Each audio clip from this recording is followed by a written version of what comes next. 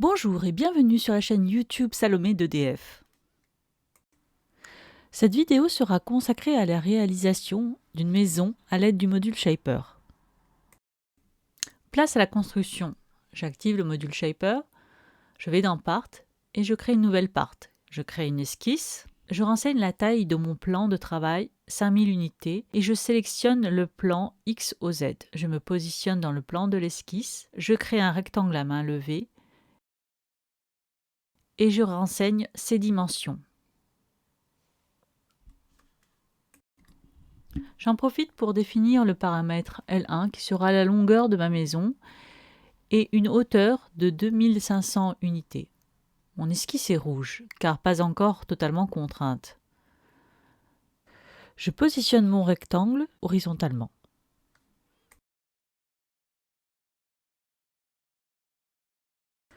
Puis verticalement par rapport à l'arête supérieure.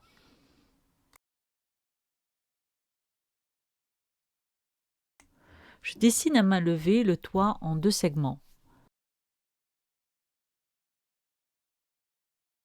Je dimensionne sa hauteur à 1500 et j'impose que l'angle entre les 2 segments qui forment le toit soit perpendiculaire. J'extrude l'ensemble d'une dimension de l'épaisseur du mur. Je renseigne donc un nouveau paramètre que je vais être amené à réutiliser.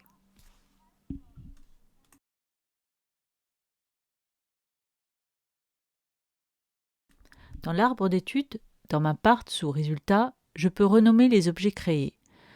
Cela me permettra ultérieurement de pouvoir les utiliser correctement. Je copie l'extrusion que je viens de produire et je la renomme latérale gauche pour bien distinguer les deux objets.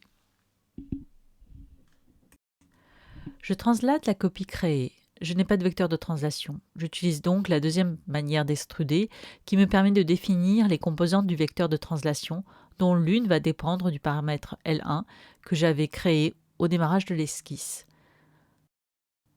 Je crée une nouvelle esquisse dans le plan d'une des faces de l'épaisseur latérale gauche et je me positionne dans ce plan. Je dessine un rectangle qui représentera le sol de ma maison. Je dimensionne l'épaisseur de ce sol. Je fais correspondre le coin supérieur gauche de ce rectangle avec le coin inférieur gauche du profil gauche de ma maison. Je dimensionne également la longueur de ce rectangle en fonction des paramètres L1 et EP déjà définis.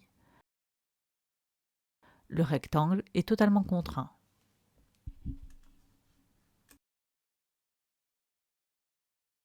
Je l'extrude d'une dimension L1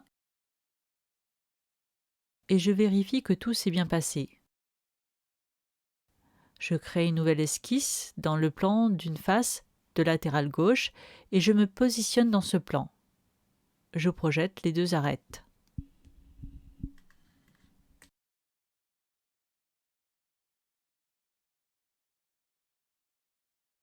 J'opère un offset sur une arête de latérale gauche d'une valeur du paramètre épais.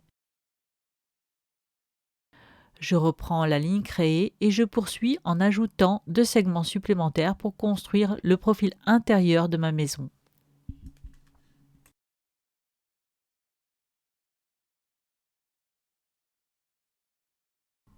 Je contrains la dimension qui est restée libre en l'imposant égale à épais.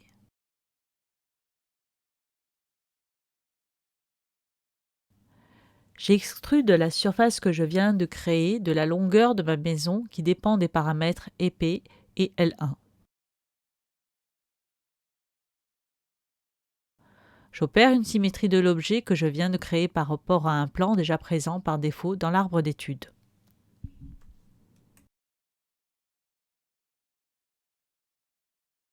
Je crée une nouvelle esquisse dans le plan de la façade de ma maison pour y construire les fenêtres et la porte d'entrée. Je construis dans ce plan un point que je centre vis-à-vis de l'arête inférieure de la façade. Je dessine un segment vertical partant de ce point Ce segment est auxiliaire car il n'est pas considéré comme une arête.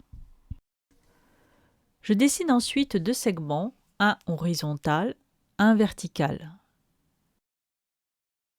J'en ajoute un horizontal et je donne les dimensions. Cela représentera la moitié de ma porte d'entrée. Je dessine un rectangle et je le dimensionne. Ce rectangle représentera une fenêtre.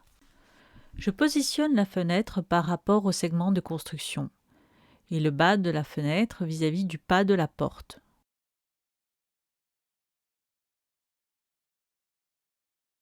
J'opère une symétrie miroir vis-à-vis du segment de construction de la fenêtre et de la moitié de la porte en sélectionnant toutes les arêtes concernées.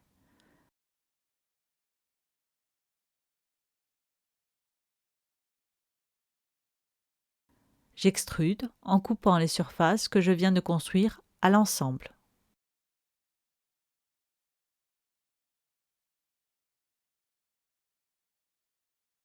Ma maison est bien construite. N'hésitez surtout pas à nous faire part de vos idées pour de nouvelles vidéos. À bientôt sur notre chaîne YouTube Salomé. Merci.